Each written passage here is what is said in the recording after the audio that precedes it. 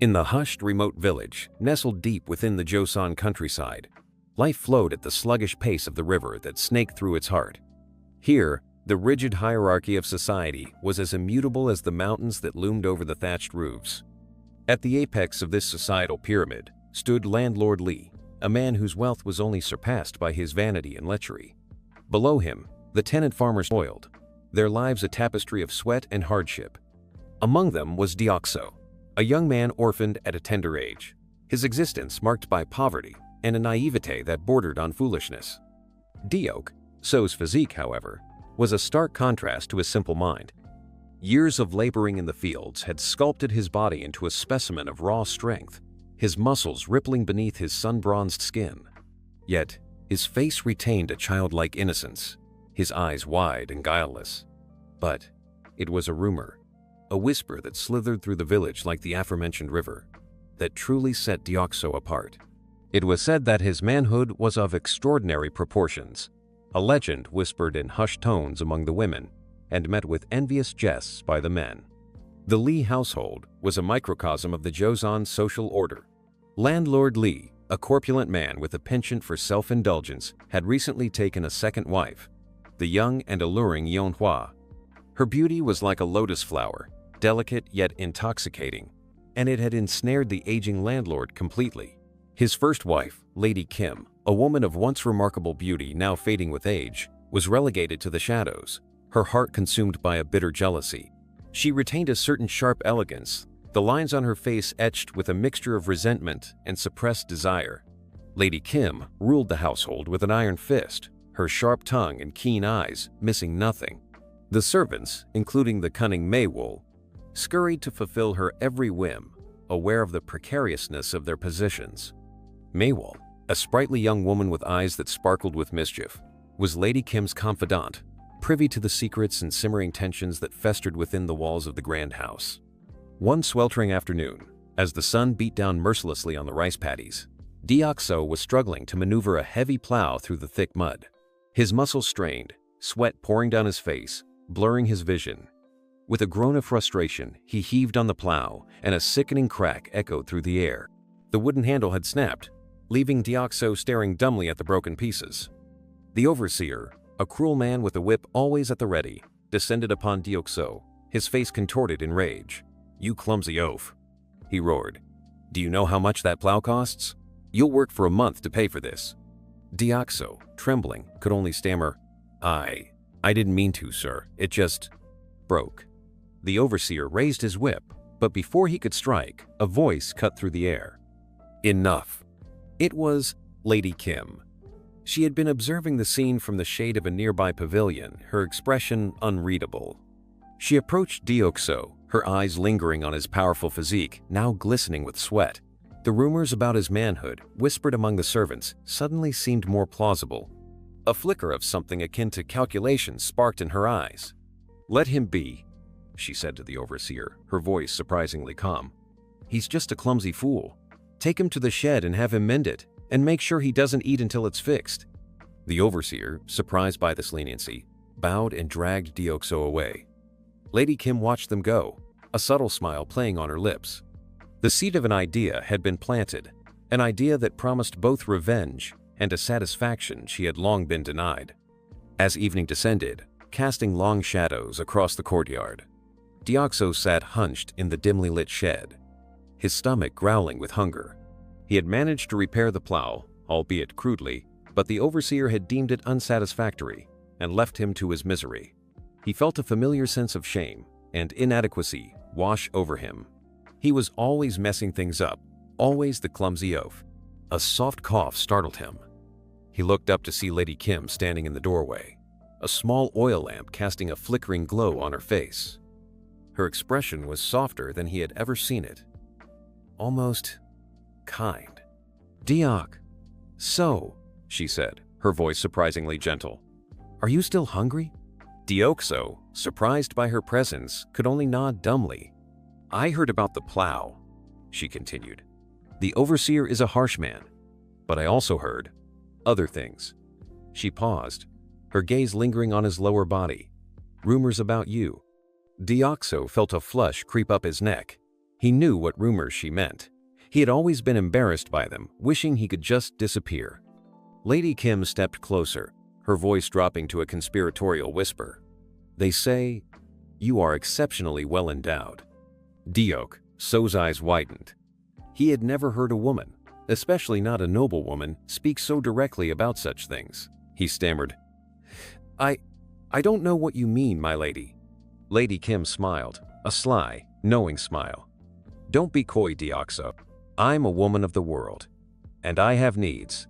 Needs that my husband, in his advanced age, can no longer satisfy." She reached out and touched his arm, her fingers lingering on his bicep. "I've been watching you, Deok-so. You're strong, virile, and I believe the rumors." Deok-so was bewildered. He couldn't comprehend what was happening. Was the noblewoman actually suggesting? "I can make your life easier, Deok-so," Lady Kim continued, her voice smooth and persuasive. "No more toiling in the fields. Warm food, comfortable lodgings, and perhaps even," she paused, her eyes glittering, "a wife.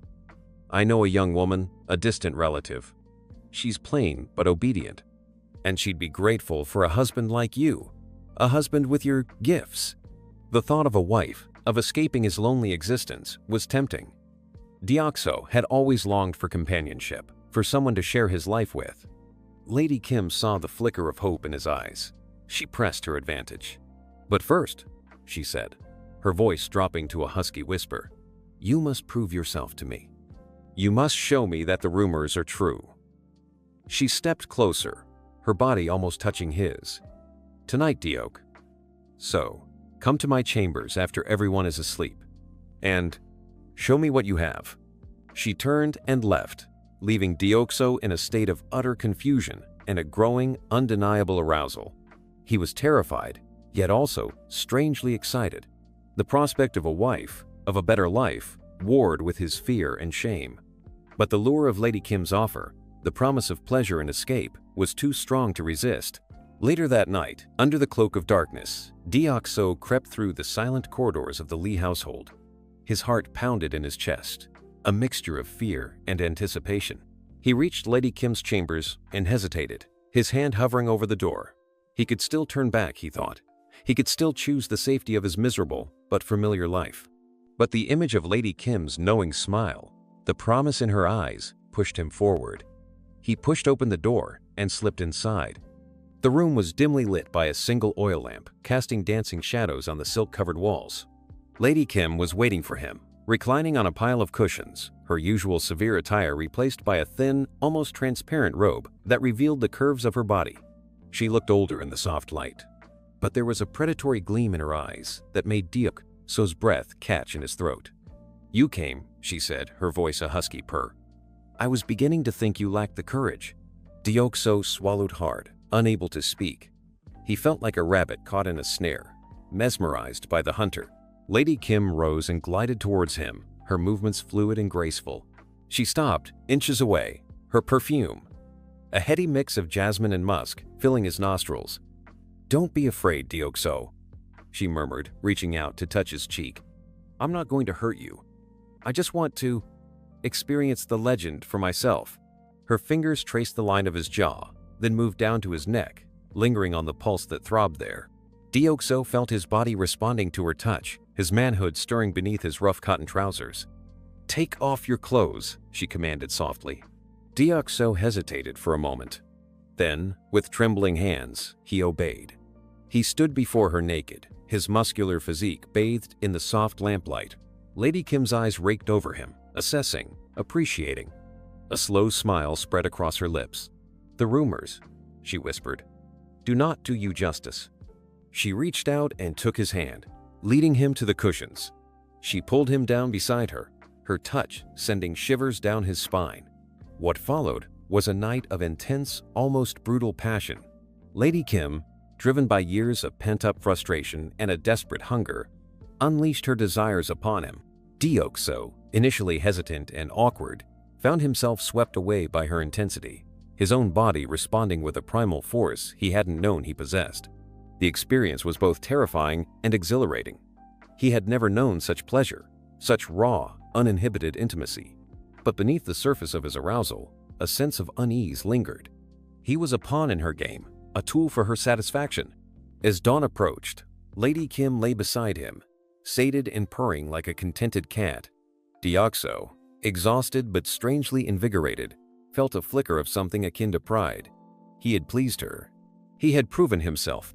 "You are remarkable, Deoxo," she murmured, stroking his hair.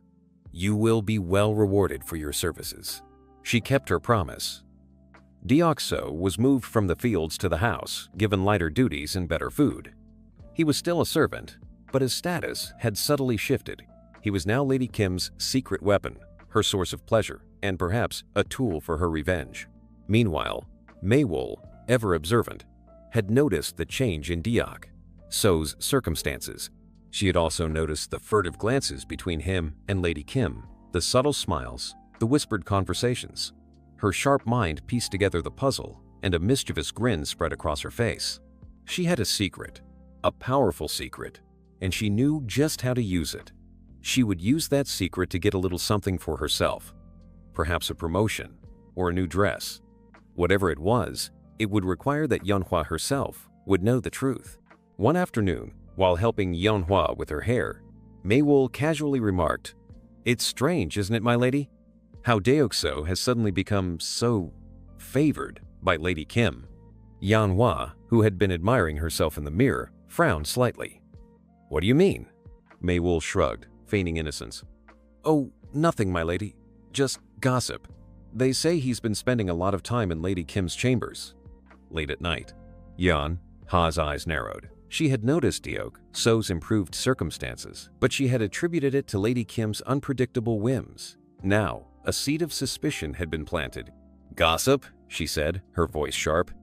"What kind of gossip?" Maywol hesitated, as if reluctant to speak. "Well, my lady, they say that Deoxo is exceptionally well endowed, and that Lady Kim has a particular fondness for such gifts." Yanhua's face flushed with anger and a strange, unfamiliar jealousy. She, the beautiful, desired Yanhua, was being challenged by her aging rival, and by a mere peasant? It was unthinkable. A spark of competitive fire ignited within her. She would not be outdone. She would see this exceptionally well-endowed peasant for herself, and she would prove that she was the superior woman. The seed of suspicion that Maywol had so carefully planted in Yanhua's mind blossomed into a furious, jealous bloom. The thought of Lady Kim, her older, less favored rival, enjoying the attentions of a virile young man, a man rumored to possess extraordinary gifts, was unbearable. Yanhua, accustomed to being the sole object of Landlord Li's desire, at least initially, found herself consumed by a burning need to prove her own desirability, to assert her dominance. That very evening, after Landlord Li had retired to his chambers, Yanhua summoned Deoxo to her room. She had dismissed her other attendants, leaving only Maywol, who lingered in the shadows, a smug smile playing on her lips. Deoxo, still somewhat naive despite his recent experiences with Lady Kim, entered the room hesitantly. He had expected to be summoned by Lady Kim again, and the sight of Yanhua, dressed in a revealing silk robe, startled him. "Deoxo," Yanhua said, her voice honeyed but laced with steel. "I've heard interesting things about you." Deoxo felt a familiar knot of fear tighten in his stomach. He stammered, "My lady? I don't understand." Yanhua rose from her cushions and approached him, her movements deliberately seductive. "Don't play coy with me, Deoxo," she purred, her eyes raking over his body. "I know about you and Lady Kim." Deoxo's eyes widened in alarm. He had been so careful, or so he thought. How could she know? Yanhua saw his fear and smiled. "Oh, don't worry," she said, her voice dripping with sarcasm. "Your secret is safe with me, as long as you cooperate." She reached out and trailed a finger down his chest, her touch sending a jolt of electricity through him. "I want to see for myself if the rumors are true," she whispered. "I want to experience what Lady Kim has been enjoying." Deoxo was trapped. He couldn't refuse Yanhua, not without risking the wrath of both women, and potentially losing his newfound, albeit precarious, comfort. He was a pawn in their game, a battleground for their rivalry. Yanhua, sensing his submission, pressed her advantage. She led him to her bed, a lavish affair draped in silks and furs. What followed was a night even more intense and demanding than his encounters with Lady Kim. Yanhua was a whirlwind of passion, her desires insatiable, her demands relentless. She pushed him to his limits, exploring every inch of his body, her touch both demanding and exhilarating. Deoxo, caught in the crossfire of their rivalry, found himself becoming a more skilled, more confident lover. He learned to anticipate their needs, to satisfy their desires, to navigate the treacherous waters of their emotions. He was still a pawn, but he was learning to play the game. The following days and nights became a blur of secret rendezvous, clandestine encounters, and increasingly demanding performances. Both Lady Kim and Yanhua claimed him as their own, each vying for his attention, each pushing him to new extremes. They were like two lionesses fighting over a prize, their claws sharp, their hunger insatiable. Deoxo was that prize. He became gaunt, his eyes shadowed, his body weary. The constant demands of the two women were draining him, both physically and emotionally. He longed for the simple days of toiling in the fields, where the only demands were those of the earth and the seasons. But he knew there was no escape. He was trapped in their web of desire and rivalry, a prisoner of his own legendary endowment. He was sure death would come soon. Whether it was at the hands of an angry husband or exhaustion, death felt close. Meanwhile, Maywall watched the unfolding drama with a mixture of amusement and satisfaction. She had pulled the strings, and the puppets were dancing to her tune.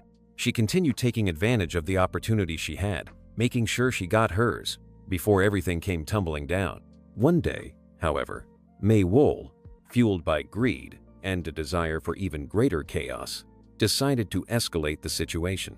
She sought out the old blind fortune teller who lived on the edge of the village, a man known for his cryptic pronouncements and his uncanny ability to uncover secrets. She told about the man with an endowment from the gods, working at the Lee estate.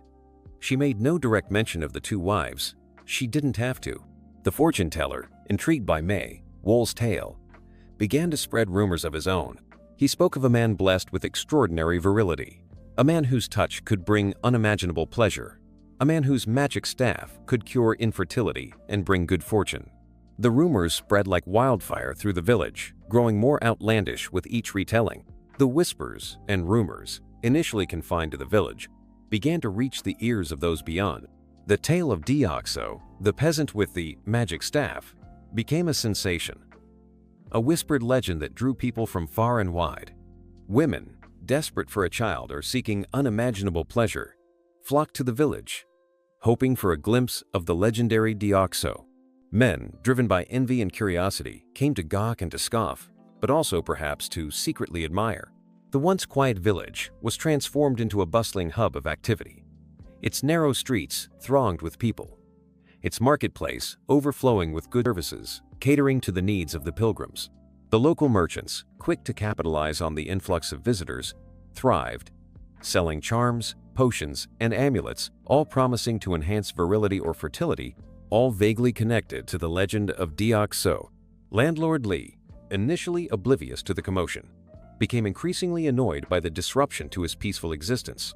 He had noticed the strange behavior of his wives, their secretive smiles, and their unusual lack of interest in him. But he had attributed it to their own peculiar female whims. He had also noticed Deoxo's absence from the fields, but he had been assured by Lady Kim that the young man was attending to other, more important duties. However, the growing crowds and the increasingly outlandish rumors finally forced him to take notice. He demanded an explanation from his wives, his voice booming with authority. Lady Kim and Yanhua, caught in their web of lies and deceit, attempted to downplay the situation, dismissing the rumors as idle gossip. But Landlord Lee, his suspicions aroused, was not so easily fooled. He summoned Maywall, knowing her reputation for being a source of information, both true and fabricated.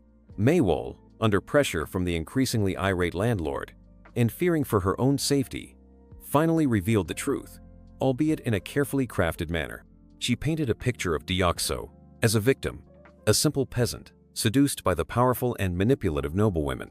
She emphasized the rivalry between the two wives, their insatiable desires, and their relentless demands on the young man.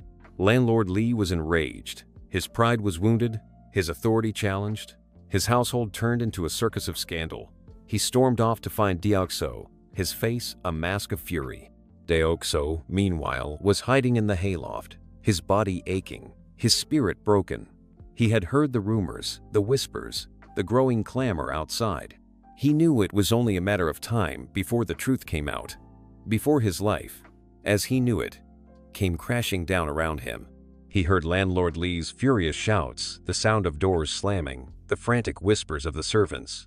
He knew he was cornered. He considered running, escaping into the mountains, but he knew it was futile. He was a peasant, a nobody. He had no power, no resources, no escape. Landlord Li found him cowering in the hayloft, his eyes wide with terror. He dragged him out, his grip like iron, and threw him to the ground. "You worthless dog," he roared. "You have defiled my household. You have shamed me. You will pay for this." Deoxo, trembling, could only whimper, "Please, my lord. I didn't mean." But Landlord Li was beyond reason. He raised his hand to strike, his face contorted with rage. Deoxo closed his eyes, bracing for the blow, accepting his fate. But the blow never came. Instead, he heard the voices of Lady Kim and Yan Hua raised in protest. "Stop!" Lady Kim cried. "He is not to blame."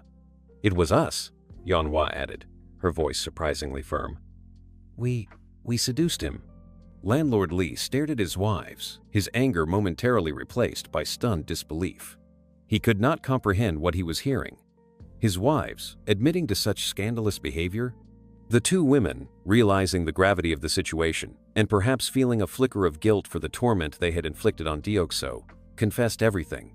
They spoke of their rivalry, their jealousy, their insatiable desires, and their relentless pursuit of the young man.